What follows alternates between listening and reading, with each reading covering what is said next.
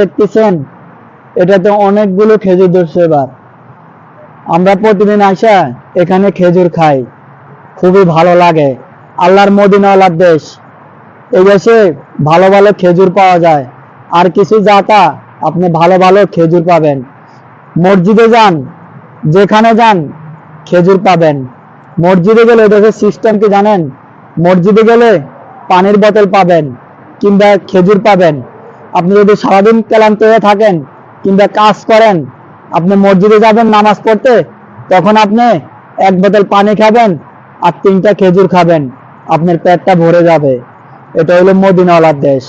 এই কারণে আমরা প্রবাসীরা যতটা পরিশ্রম করি না কেন, 5 ওয়াক্ত নামাজ পড়ি, আল্লাহর ইবাদত করি, আমাদের মনে শান্তি থাকে। সবসময় আমাদের মনে শান্তি থাকে। কেন জানেন? এই দেশে সিস্টেম হইলো যে যা কিছু করুক না কেন 5 ওয়াক্ত নামাজ